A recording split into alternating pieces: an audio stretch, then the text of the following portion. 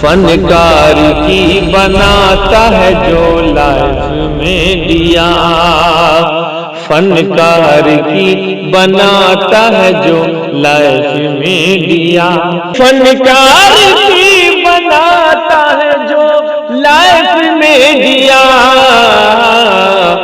عمران بھائی کا ہے وہ بس کیف میں دیا، عمران بھائی کا ہے وہ بس جی کیف میں دیا، کیف میں دیا۔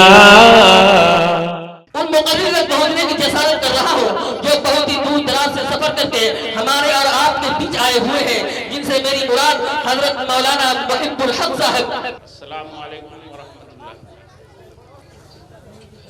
اعوذ باللہ من الشیطان الرجیم، بسم اللہ الرحمن الرحیم، قل رب زدنی علما۔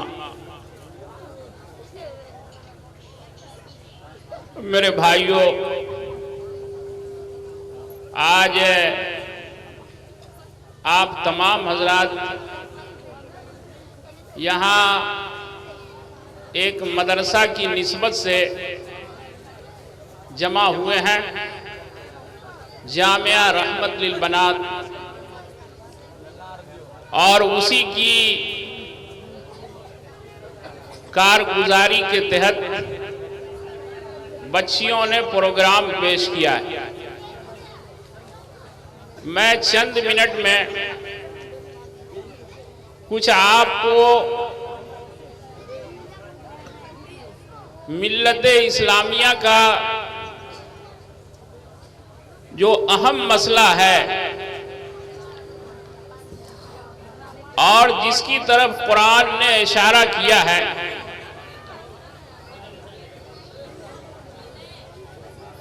اس پر روشنی ڈالوں گا۔ پہلی چیز یہ ہے کہ قرآن کریم کی ایک آیت میں اللہ نے ارشاد فرمایا ہے کہ یرفع اللہ الذین آمنوا، اللہ تعالی ایمان سے عزت و اقبال اور بلندی عطا فرماتے ہیں، بے شک۔ اور دوسری چیز فرمایا ہے والذین اوتوا العلم درجات، دوسری چیز علم ہے۔ میرے بھائیوں، میرے بزرگوں، یہ دونوں دولت، علم کی دولت اور ایمان کی دولت ہم سے چھن گئی ہے، جس کی وجہ سے مسائل بھائی آنے جانے کا ماحول نہ بنے، آپ لوگ سنجیدگی سے بیٹھیں۔ اے بچے ہنگامہ مت کرو، غور سے سنو۔ میرے بھائی، میرے بزرگوں، آج ہندوستان میں آج ہی مسئلہ پیدا نہیں ہوا، انگریزوں کے زمانے میں بھی بہت سے مسائل پیدا ہوئے اور اسلام خطرے میں تھا، اور دارالعلوم دیوبند جو قائم ہوا ہے، یہ شاملی کے میدان میں جب ہمارے علماء دیوبند حاجی امداد اللہ مہاجر مکی اور حضرت قاسم نانوتوی اور رشید احمد گنگوہی شاملی کے میدان میں انہوں نے انگریزوں سے مقابلہ کیا، تب یہ ملک آزاد ہوا ہے۔ ان کی قربانی اب بھلا دی گئی ہے، اب نہ کوئی شاملی کے میدان کو جانتا ہے، نہ حاجی امداد اللہ کو جانتا ہے، نہ مولانا قاسم نانوتوی کو جانتا ہے۔ میرے بھائی، ہمارے جو مسلمان بھائی ہیں وہ بھی نہیں جانتے۔ تو جب شاملی کے میدان میں شکست ہو گئی تو کچھ دنوں کے بعد ان حضرات ثلاثہ نے، حاجی امداد اللہ مکہ ہی میں تھے، انہوں نے وہاں سے مشورہ دیا کہ اگر اسلام کی حفاظت کرنی ہے تو ایک دارالعلوم بنا لو. اور میرے بھائی میرے بزرگوں، دارالعلوم دیوبند بنا، اور اسلام کی کیا حفاظت ہوئی ہے دارالعلوم دیوبند سے وہ تمام حضرات کو معلوم ہے. علم کی ایک سمت ہے، ہمارے جتنے بچے ہیں ان کو بھی تعلیم یافتہ ہونا چاہیے، اور بچیوں کی تعلیم کی طرف پہلے توجہ نہیں دی گئی. ہمارے علماء کرام نے مدارس قائم کیے اور اس میں ہمارے مردوں نے تعلیم حاصل کیا، بچیوں نے تعلیم حاصل نہیں کی. ایک مرتبہ ہم چندہ میں پالن پور گئے، تو غور سے سنیے گا. تو ہم لوگ چندہ کر رہے تھے، اس میں مدرسۃ البنات یعنی بچی کے مدرسے کی رسید لے کر کے ایک عالم دین آئے.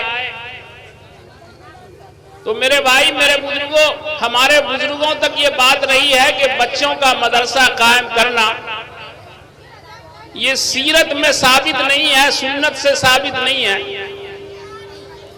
تو بڑے عالم تھے پالن پور میں، انہوں نے کہا کہ بھائی بچی کے مدرسہ کو چندہ نہیں دیں گے، بچیوں کو پڑھانا فتنہ ہے.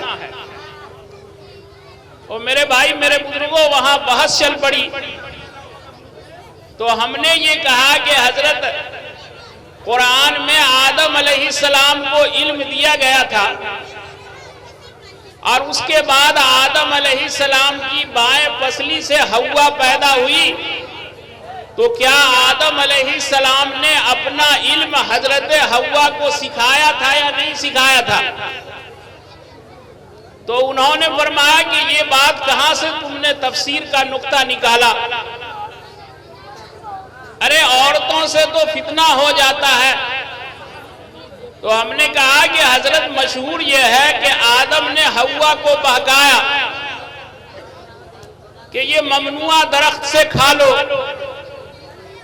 مشہور یہی ہے، لیکن قرآن کہتا ہے فَأَزَلَّهُمَا الشَّيْطَانُ، شیطان نے دونوں کو بہکا دیا، آدم اور حوا کو. اس کے بارے میں آپ کی کیا رائے ہے؟ تو میرے بھائی میرے بزرگوں وہ کہنے لگے اور کوئی دلیل سنت اور سیرت سے دو کہ لڑکی کو پڑھانا چاہیے یا نہیں پڑھانا چاہیے.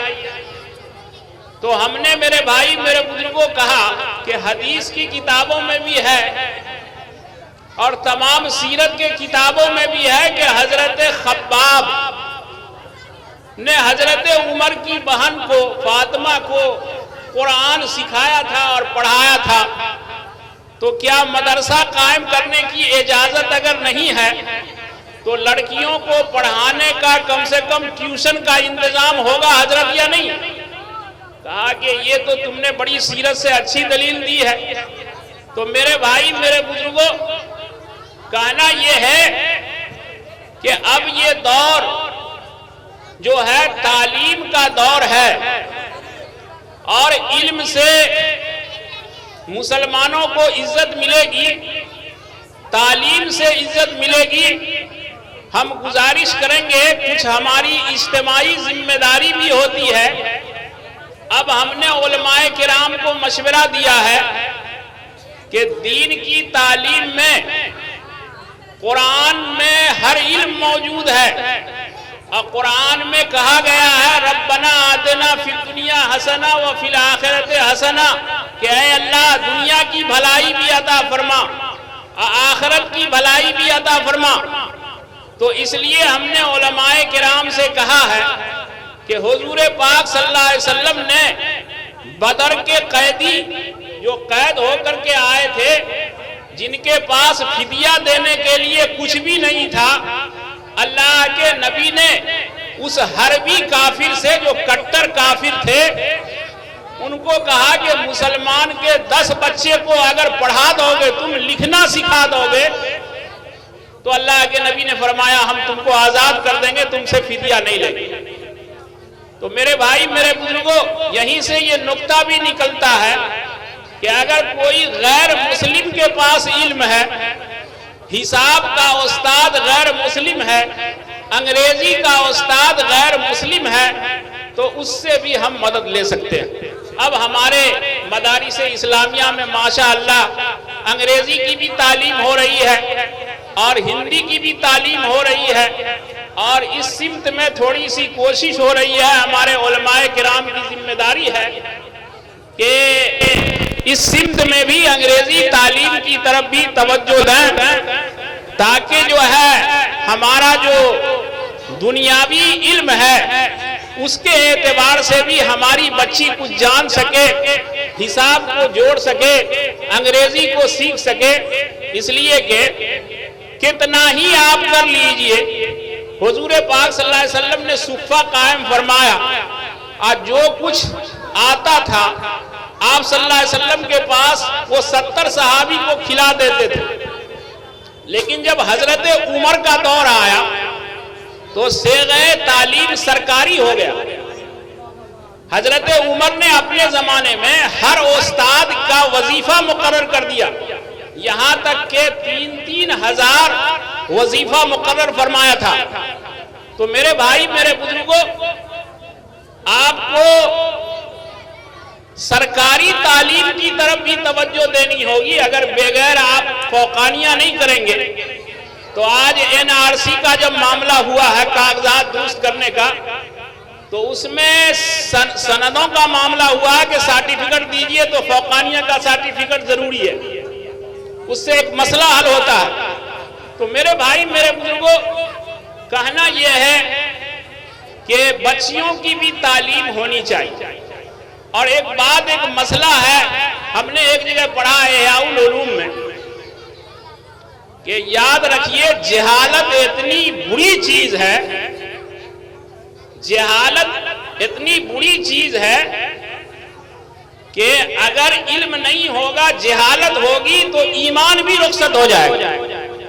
ہمارے علماء کرام سے پوچھئے کہ احیاء العلوم میں پہلا باب علم کا قائم کیا گیا اور اس کے بعد ایمان کا قائم کیا گیا، اور آدم علیہ السلام کو بھی پہلے علم دیا گیا ہے اور اس کے بعد علم سے اللہ کی معرفت ہوئی ہے، اللہ کی پہچان ہوئی ہے۔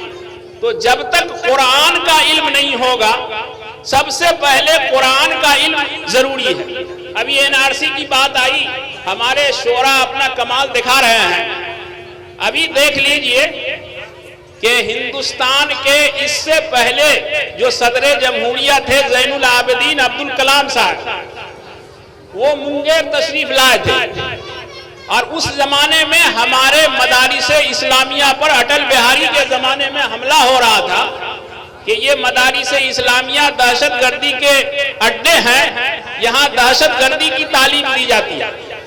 وہ جب منگیر تشریف لائے تو خانقاہ رحمانی میں حضرت صاحب دامت برکاتہم، اللہ ان کا سایہ تا دیر قائم رکھے اور ان کو صحت کاملہ عاجلہ مستمرہ عطا فرمائے، سارے لوگ دعا فرمائیں۔ تو ان کے سامنے انہوں نے ایک جملہ فرمایا کہ میں نے بھی مدرسہ میں پڑھا ہے، اور انہوں نے الحمدللہ کی وہاں تفسیر کی، اور اس کے بعد دہلی میں جا کر کے انہوں نے کہا ہے کہ مدارس دہشت گردی کا اڈا نہیں ہے، میں نے بھی مدرسہ میں پڑھا ہے۔ تو میرے بھائی، آپ اعلیٰ سے اعلیٰ تعلیم بچے کو دلائیے، ڈاکٹر بنائیے، انجینئر بنائیے، وہ ملک کا صدر جمہوریہ بھی ہوگا اور وہ ملک کے اعلیٰ عہدہ پر بھی رہے گا، اس کی ضرورت ہے میرے بھائی۔ لیکن ہمارا بچہ اگر مدرسہ میں پڑھ کر کے جائے گا تو جب وہ اعلیٰ عہدہ پہ ہوگا تو یاد ہوگا کہ مدرسہ میں قرآن کی تعلیم دی جاتی ہے، مدرسہ میں دہشت گردی کی تعلیم نہیں دی جاتی ہے۔ جب وہ ایک بیان دے گا تو میرے بھائی میرے بزرگوں، ملک کے بڑے بڑے حکمراں سمجھیں گے کہ واقعی مدرسہ یہ ہوتا ہے۔ تو اسی لیے بچے کو جو بسم اللہ کیا جائے، ابھی جو انگلش میڈیم اسکول ہے تو ہماری بچی بھی اب انگلش میڈیم اسکول میں پڑھنے لگی ہے اور بچے بھی پڑھنے لگے ہیں۔ تو تو انگلش میڈیم اسکول ہو یا ہندی میڈیم اسکول ہو یا اردو میڈیم اسکول ہو، کسی میں پڑھانا گناہ نہیں ہے۔ ایک بات سمجھ لیجئے کہ ہمارے علماء کرام ہے، پوچھ لیجئے کہ علم جو ہے فرض عین علم اتنا ہے کہ بچہ ہمارا قرآن ناظرہ پڑھ لے اور تعلیم الاسلام کا چاروں رسالہ پڑھ لے، اللہ کو پہچان لے، ارکان کو پہچان لے، ایمان کو پہچان لے، کلمہ کو سمجھ لے، اتنا جو ہے یہ فرض ہے، فرض عین ہے۔ اور باقی عالم بنانا، علماء بنانا یہ فرض کفایہ ہے۔ ہر گاؤں میں ایک ایسا عالم ہونا چاہیے جو مسائل بتا سکے اور جو قرآن و حدیث کا بڑا عالم ہے۔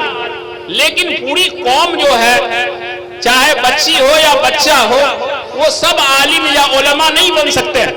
تو میرے بھائی، میرے بزرگوں، یہ گزارش ہے کہ بچیوں کے سمت میں، تعلیم کے سمت میں کام ہو رہا۔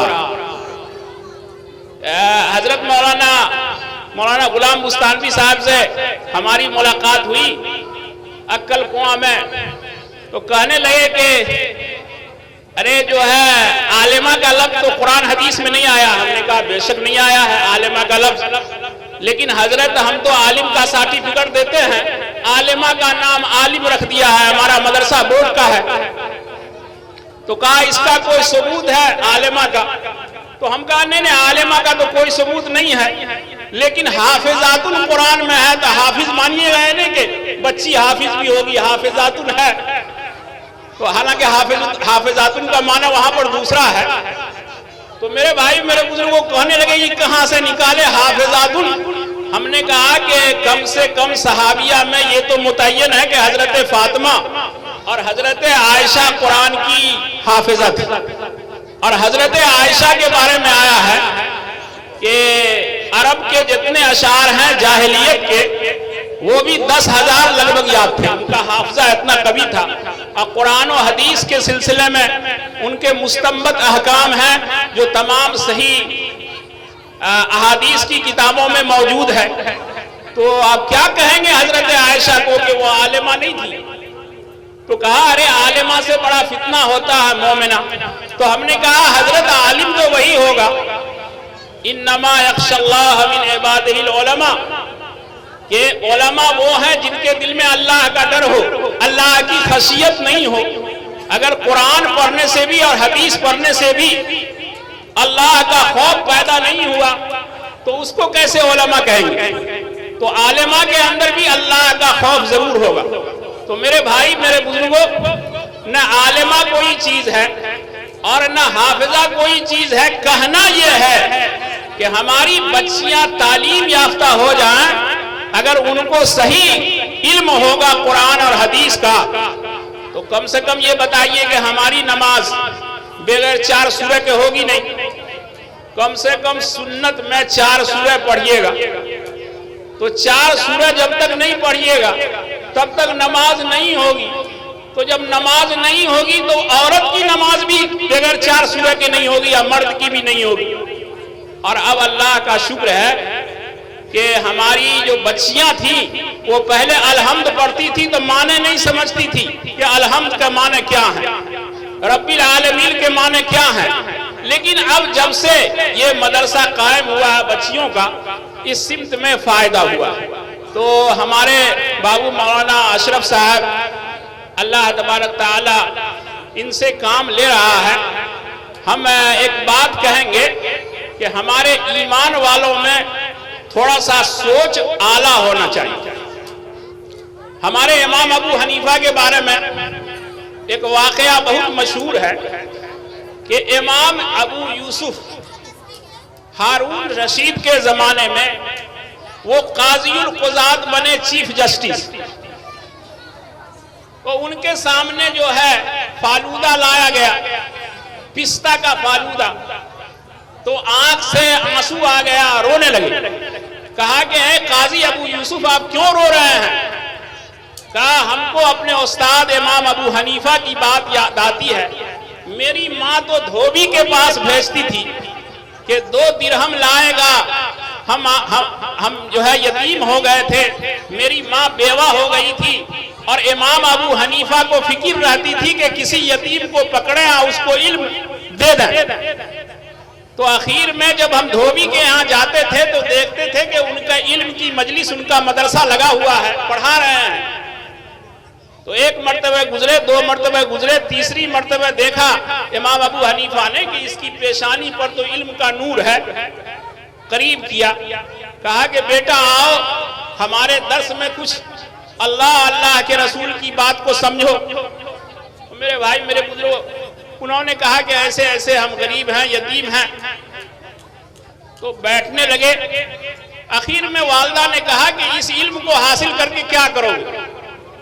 یتیم ہو، دھوبی کے یہاں جا رہے تھے، 2 درہم لا رہے تھے۔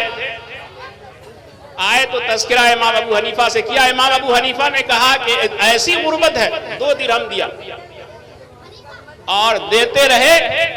اور آخر میں امام ابو حنیفہ نے ان سے کہا تھا کہ وہ وقت آئے گا، بیوہ سے کہا تھا کہ تمہارا بیٹا بادشاہ کے ساتھ پستہ کا فالودہ کھائے گا، بڑا آدمی بنے گا۔ تو ان کا جملہ مشہور ہے امام ابو یوسف کا، قاضی ابو یوسف کا، کہ انہوں نے یہ کہا تھا کہ رحم اللہ استاذی ابی حنیفہ، اللہ ہمارے استاد امام ابو حنیفہ پر رحم فرمائے۔ لوگ تو اس آنکھ سے دیکھتے ہیں اور وہ دل کے آنکھ سے دیکھتے تھے کہ یہ بچہ کیا ہونے والا ہے۔ تو میرے بھائی، میرے بزرگوں، ضرورت اس بات کی ہے، ہمارے سماج میں اجتماعی سوچ فنا ہو رہا ہے، اور جب اجتماعی سوچ فنا ہو جائے، اجتماعی عمل فنا ہو جائے تو پھر زوال آ جاتا ہے۔ ماذا خسر العالم میں حضرت علی میاں نے ایک بڑا جملہ لکھا ہے کہ نیند جو ہے، نیند کس سیکنڈ میں آتی ہے آدمی کو پتہ نہیں چلتا ہے، احساس نہیں ہوتا ہے کہ نیند جو ہے 10 بج کر کے کئی منٹ پر نیند آئی ہم کو۔ اسی طرح سے قوموں کا زوال، اس کا پتہ نہیں چلتا ہے کہ کہاں سے شروع ہوا۔ انگریز کے زمانے میں ہم 200 برس پیچھے ہو گئے، اور ہماری دوسری جو قومیں ہیں وہ آگے بڑھ گئی، تو آج حکومت کے تمام کلیدی عہدہ پر وہ موجود ہیں اور ہم زیرو ہیں۔ یہ تو جو ہے ہمارے مدارس اسلامیہ کو دین کا قلعہ، دین کی اشاعت کے لیے، قرآن کی اشاعت کے لیے قائم کیا گیا تھا۔ حضرت مولانا منت اللہ رحمانی صاحب کے زمانہ میں، مولانا نور اللہ صاحب کے زمانے میں اس کو بورڈ میں دے دیا گیا، سرکار نے اس کے سند کا اعتبار کر لیا۔ تو آج ہمارے گھروں میں تھوڑا سا معاشی اعتبار سے علم کا چراغ جلا ہے یا نہیں جلا ہے ہم نہیں کہیں گے، لیکن معاش کا چراغ جل گیا۔ لیکن اعلیٰ تعلیم جو آئی اے ہے، بی اے ہے، ایم اے ہے، اور جو اعلیٰ تعلیم ہے آئی ایس کا، بی پی ایس کا، اس میں ہمارے بچے زیرو ہیں ابھی بھی، اتنی محنت کے باوجود۔ اور ایک بات ہے، مولانا خالد سیف اللہ صاحب نے امارت شریعہ کے اجلاس میں فرمایا کہ مسلمانوں میں انجینئرنگ کا ادارہ قائم ہوا اور بہت سا ادارہ قائم ہوا، لیکن جب سے مسلم ادارے قائم ہوئے تو صلاحیت گھٹ گئی، اس لیے کہ جتنا مسلم استاد کو اور مسلم بچے کو محنت کرنا چاہیے انہوں نے محنت نہیں کیا۔ تو اسی لیے میرے بھائی، میرے بزرگوں، ضرورت اس بات کی ہے کہ یہ جوہر میں بسم اللہ تو ہمارا مولوی صاحب کے ہاں، مولانا صاحب کے ہاں مدرسہ میں، دینی مکتب میں ہونا چاہیے۔ اس لیے کہ اگر بچپن میں لا الہ الا اللہ محمد الرسول اللہ دل میں داخل نہیں ہوا اور ہم نے اسلام کو نہیں سمجھا تو اونچے عہدے پر جائیں گے تو ہم بھی بک جائیں گے، ہم بھی اسلام کو کچھ نہیں سمجھیں گے۔ تو اس لیے ضرورت اس بات کی ہے کہ جو ادارہ جہاں قائم ہو رہا ہے بچی کا، ہمارے یہاں اصلاح البنات قائم ہوا مان لیجئے بہربہ میں، تو ماشاءاللہ 300 بچی وہاں پڑھ رہی ہے، 300-400 بچی پڑھ رہی ہے، اور کم سے کم یہ جانتی ہے کہ بھائی صیغہ اور فعل کیا ہوتا ہے، اور انگریزی میں لکھنا اور پڑھنا اور اردو میں لکھنا پڑھنا جان رہی ہے۔ تو یہ سمت ہے ایک خدمت کی جو بچیوں کی تعلیم کا ہے، ہم تمام لوگوں سے گزارش کریں گے علاقہ کے کہ بھائی تعاونوا علی البر والتقوی، ایمان کا ادارہ ہے یہ، اور یہ نیکی کا کام ہے علم کو پھیلانا۔ احیاء العلوم میں ایک جگہ ہم نے پڑھا کہ لکھا ہوا تھا کہ حضرت سلیمان علیہ السلام کو سونے کے طشت میں 3 پیالہ لایا گیا ان کے سامنے، کہا یہ کیا ہے؟ کہا کہ یہ حکومت کا پیالہ ہے، حکومت لیجئے گا، یہ دولت کا پیالہ ہے، دولت لیجئے گا، کیا لینا چاہتے ہیں؟ بلکہ یہ تیسرا پیالہ کیا ہے؟ تو حضرت سلیمان علیہ السلام نے سے کہا گیا، جبرائیل علیہ السلام نے کہا یہ تیسرا پیالہ کیا ہے؟ کہا یہ علم کا پیالہ ہے۔ حضرت سلیمان علیہ السلام نے کہا ہم کو علم ہی کا پیالہ دے دیجئے۔ جب علم کا پیالہ مل گیا تو دولت بھی آ گئی، حکومت بھی آ گئی۔ تو یہ اس زمانے میں جس کے پاس علم ہے میرے بھائی میرے بزرگوں، اس کے گھر میں دولت بھی آئے گی اور حکومت بھی آئے گی۔ اسی لیے قرآن میں اللہ کے نبی کو حکم ملا ہے قُلْ رَبِّ زِدْنِی عِلْمًا، کہ اے اللہ ہمارے علم کو بڑھا دے۔ تو میرے بھائی میرے بزرگوں، امت کے زوال کی ایک اہم سبب یہی ہے کہ ہم نے علم کے میدان میں یہ مسلمان بہت پیچھے ہیں۔ آج کا یہ پیغام ہے کہ اپنے بچے کو پڑھائیے، پہلے دینی علم پڑھائیے، مدرسہ میں پڑھائیے، قرآن ناظرہ وہ پڑھ لے، تعلیم الاسلام کو سمجھ لے، اردو اچھا لکھنا جانتا ہو، اس کے بعد کسی اسکول میں داخل کیجیے۔ اور دوسرا پیغام یہ ہے میرے بھائی میرے بزرگوں کہ ہم لوگوں میں جو ضروری علم ہے اس کو حاصل کیجیے۔ اندلس میں جو زوال آیا تو ہمارے ایک جگہ پر لکھا ہے کہ ہمارے علماء یہ بحث کر رہے تھے کہ اصحاب کہف کا کتا اسود تھا یا احمر تھا؟ اصحاب کہف کا کتا کالا تھا یا اجلا تھا؟ اور آج ہمارے علماء اس میں لگے ہوئے ہیں کہ اصحاب کہف کا 7 نام لکھ دیں گے تو سارے دولت کا خزانہ اور حکومت کا خزانہ ہم کو مل جائے گا۔ یہ ساری باتیں حدیث کے خلاف۔ تو اس لیے جو ضروری علم ہے وہ اس علم میں لگ جائیے جس کو قرآن، جس کو حدیث میں علم نافع کہا گیا کہ نفع بخش علم۔ اب حیولہ پڑھا کے کیا کیجئے گا؟ صورت جسمیہ پر کتنا دماغ خرچ کیجئے گا؟ تو میرے بھائی میرے بزرگوں، اب یونانی علم نے جو ہے سائنس کا روپ لے لیا ہے۔ جب تک یہ علم ہمارے گھروں میں نہیں ہوگا ہم ترقی نہیں کر سکتے۔ تو اللہ سے دعا ہے کہ علم دین جو قرآن ناظرہ کا علم ہے، جو تعلیم الاسلام کا علم ہے، وہ ہر بچہ انشاءاللہ ہر بچے کو قرآن ناظرہ پڑھائیں گے اور مدرسہ میں بھیجیں گے بھائی انشاءاللہ۔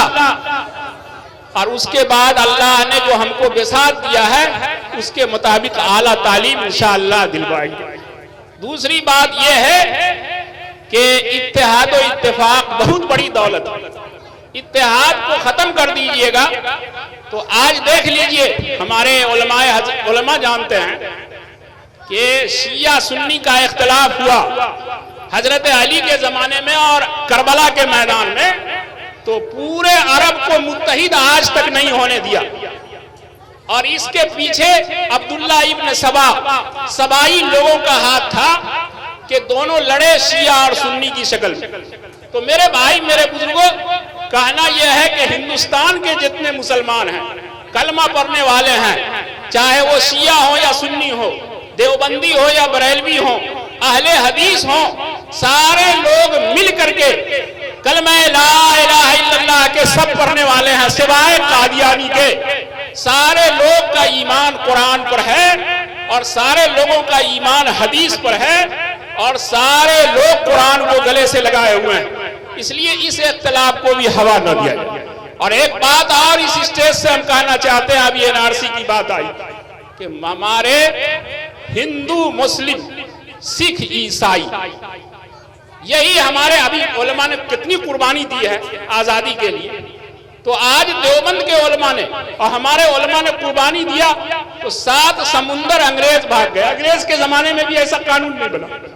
تو آج جو لوگ ہیں ملک کی گدی پر، ان کو سوچنا چاہیے کہ ہندو کے بعد مسلم کا نمبر آتا ہے۔ NRC क्या है? सिर्फ एक मुस्लिम का लफ्ज बढ़ा दिया जाए कि CA सिटीजनशिप और शहरियत मुस्लिम को भी मिलेगी। हिंदू मुस्लिम सब ने मुल्क को आजाद किया है, तो उसमें एक पॉइंट अगर बढ़ जाए कि मुस्लिम भी इसमें शामिल हैं, मुस्लिम खारिज नहीं है, सारा मसला खत्म हो जाएगा, सारा एहतजाज खत्म हो जाएगा। इसलिए दुआ फरमाइए कि अल्लाह ताला हमारे हुक्मरानों के भी ज़हन को भी खोल दे, वही मुसर्रिफुल कुलूब है, अल्लाह ताला उनके दिल को भी बदल दे। वस्सलामु अलैकुम व रहमतुल्लाहि व बरकातुहू।